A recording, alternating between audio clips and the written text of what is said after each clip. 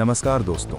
21 अगस्त 2021 शाम के 4:30 बजे असम के लखीमपुर डिस्ट्रिक्ट के ढकुआ खाना में रह रही जुनाली सैकिया के पास उनकी 20 साल की बेटी नंदिता का कॉल आता है। क्योंकि नंदिता का 1 घंटे पहले ही बीए 3rd सेमेस्टर का एग्जाम खत्म हुआ था, इसलिए अपनी बेटी के घर आने के इंतजार में बैठी जुनाली माथे पर शिकन के साथ नंदिता का कॉल उठाती है। लेकिन जुनाली इस बात से अनजान थी कि ये कॉल उनकी जिंदगी में एक भयानक तूफान लाने वाली थी। कॉल उठाते ही दूसरी तरफ से दर्द भरी आवाज में नंदिता की माँ माँ कहते हुए आवाज आई और फिर कॉल कट गई। कोई इन 2 शब्दों से भले ही कुछ अंदाजा ना लगा पाए, लेकिन एक माँ अपने बच्चे की तकलीफ भरी पुकार को पहचान जाती है। जुनाली को महसूस हुआ कि उनकी बेटी नंदिता किसी मुसीबत में है, और इसी फिक्र में जुनाली का दिल भारी हो गया और उन्हें किसी अनहोनी का डर सताने लगा।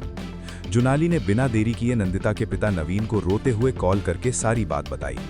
जुनाली के डरी सहमी आवाज सुन नवीन ने कॉल काटते हुए तुरंत नंदिता की दोस्त कश्मीना के पिता देवा दत्ता को कॉल लगाई, जो कश्मीना और नंदिता को कॉलेज से घर लेकर आने वाले थे। लेकिन बार बार कॉल करने पर भी जब देवा दत्ता का फोन नहीं उठा, तो नवीन ने फैमिली शॉक में बैठे अपने बेटे दिवांकर को सारी बात बताते हुए उसके साथ मोटरसाइकिल से धेमाजी टाउन के लिए निकल गए। वो नंदिता के कॉलेज को निकले ही थे कि रास्ते में नवीन के बेटे दीपांकर के पास एक कॉल आई, जिसमें उन्हें तुरंत धेमाजी हॉस्पिटल आने को कहा गया। दोनों धेमाजी हॉस्पिटल पहुंचे, जहां देवा दत्ता और कश्मीना को जख्मी हालत में देखकर उनके होश उड़ गए। ऐसे में नवीन देवा से कुछ पूछ पाते कि तभी देवा ने लड़खड़ाती आवाज में दिन दहाड़े बीच बाजार में हुई उस भयानक घटना की दास्तां बतानी शुरू की। केस एक ऐसे अहम मसले पर सवाल खड़ा करता है जिसके बारे में बहुत कम लोग बात करते हैं, लेकिन ये हर घर के लिए उतना ही जरूरी है, चाहे उनके घर बेटा हो या बेटी। केस 23 अगस्त 2021 घटना से 7 घंटे पहले असम के धेमाजी डिस्ट्रिक्ट के मूरीधाल कॉलेज में बीए परसू कर रही नंदिता सैकिया अपने 3rd सेमेस्टर का एग्जाम देने के लिए अपने पिता नवीन सैकिया के साथ घर से निकलकर अपनी क्लासमेट कश्मीना दत्ता के घर चली गई। जो कि एग्जाम 12:30 बजे शुरू होना था, इसलिए वो कश्मीना के घर में रुककर उसके साथ रिविजन करने लगी। 12:30 बजे कश्मीना के पिता देवा दत्ता नंदिता और कश्मीना को बाइक से कॉलेज ड्रॉप करते हुए कॉलेज कैंपस के पास ही रुककर एग्जाम खत्म होने का वेट करने लग गए।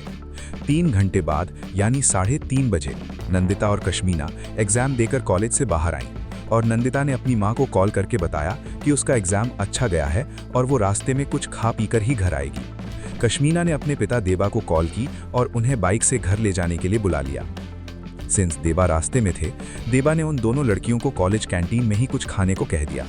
लेकिन कैंटीन में कुछ खाने का न मिलने पर देवा उन्हें स्नैक्स खिलाने के लिए बाइक में बैठा कॉलेज से 7 किलोमीटर दूर धेमाजी टाउन लेकर आ गए, और एएसटीसी बस स्टैंड के opposite drug house medical store के सामने बाइक रोककर उन्होंने नंदिता और कश्मीना को वहीं उतारते हुए कश्मीना को 200 रुपए पकड़ाए, ताकि तब तक वो अपने खाने के लिए कुछ स्नैक्स वगैरह खरीदे, और खुद बाइक पार्क करने चले गए।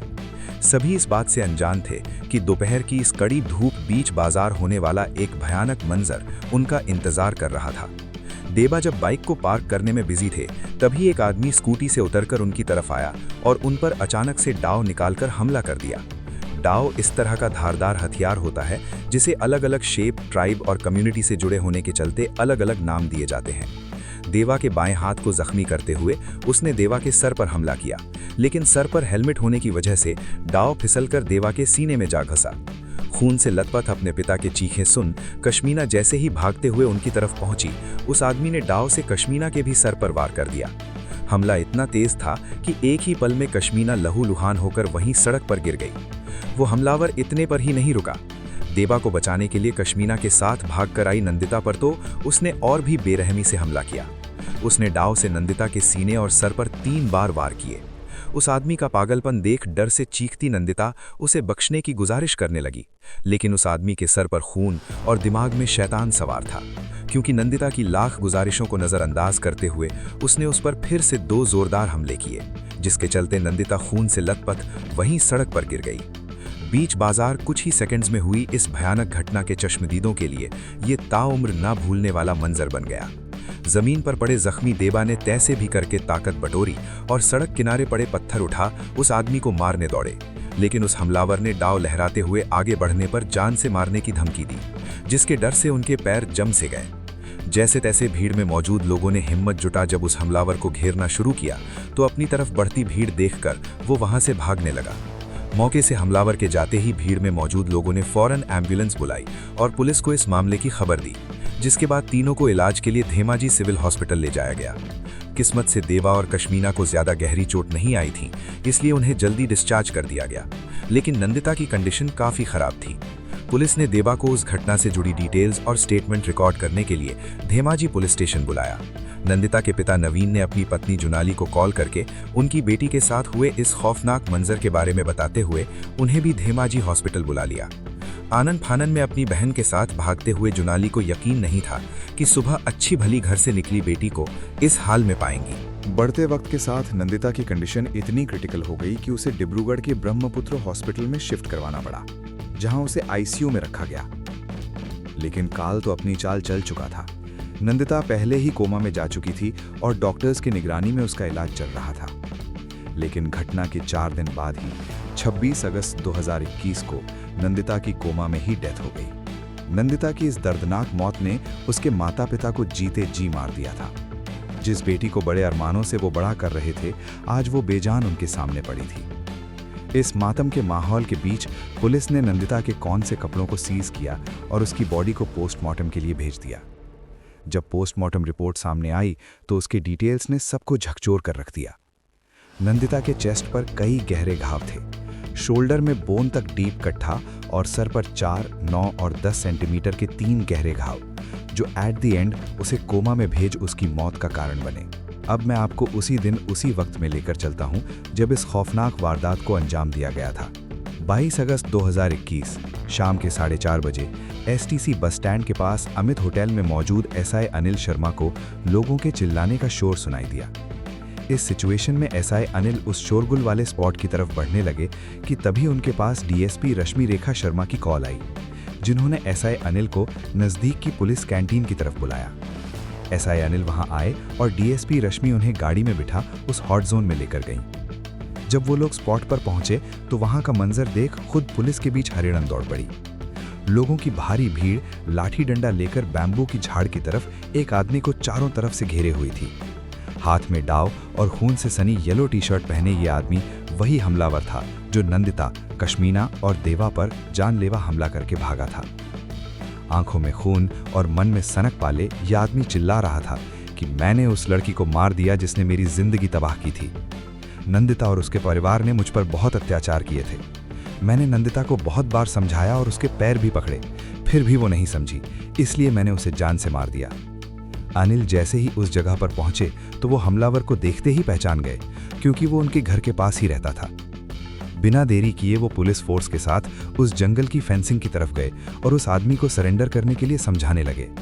बहुत देर तक ये सिलसिला चलता रहा, लेकिन आखिरकार उस हमलावर ने डाव फेंककर सरेंडर कर दिया।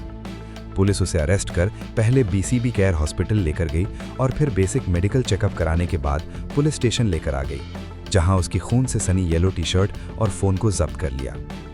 इस पूरी घटना को एक रिपोर्टर ने रिकॉर्ड कर लिया था, जिसमें इस हमलावर का कन्फेशन भी था और ये वीडियो इंटरनेट पर वायरल हो गया। वहीं दूसरी तरफ उसी शाम के 8 बजे देवा और कश्मीना हॉस्पिटल से डिस्चार्ज कर दिए जाते हैं, जिसके बाद वो सीधा धेमाजी पुलिस स्टेशन जाकर एफआईआर दर्ज करवाते हैं।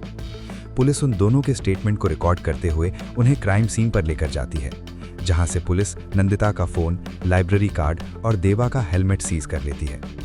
लेकिन जैसे ही पुलिस उस हमलावर की प्रोफाइलिंग करते हुए उसको इंटरोगेट करना शुरू करती है तो उनके होश उड़ जाते हैं। Turned his passion into a thriving community with Hostinger. Now it's your turn to take your idea online. क्योंकि ये हमलावर कोई और नहीं बल्कि कॉलेज का लाइब्रेरियन रिंटू शर्मा था, वही कॉलेज जहां नंदिता पढ़ती थी, और इस कत्ल की जड़ें भी इसी कॉलेज तक जाती है जहां से ये कहानी शुरू हुई थी। साल 2020 मुरिदाल कॉलेज के गर्ल्स हॉस्टल में अलॉटमेंट लेने के बाद नंदिता साइकिया कॉलेज की लाइब्रेरी में कार्ड बनवाने के लिए जाती है, जहां 4 साल से कार्ड इशू की पोस्ट पर काम कर रहा 30 साल का रिंटू शर्मा स्टूडेंट्स के लाइब्रेरी कार्ड्स को इशू कर रहा था। नंदिता जब पहली बार रिंटू से कार्ड इशू कराने गई तो उसे देखते ही रिंटू उसकी खूबसूरती से अट्रैक्ट हो गया, और ये अट्रैक्शन सिर्फ कहने भर को नहीं था बल्कि उसके लिए पागल सा हो गया था रिंटू। एक सन की आशिक जैसा नंदिता के पीछे ही पड़ गया। न वो समय देखता, न जगह और न ही माहौल, बस जहां भी मौका मिलता वो नंदिता से बात करने की कोशिश करता। उसकी हरकतों को तो वो भांप चुके थे और रिंटू की असली इंटेंशन भी समझ आ रही थी।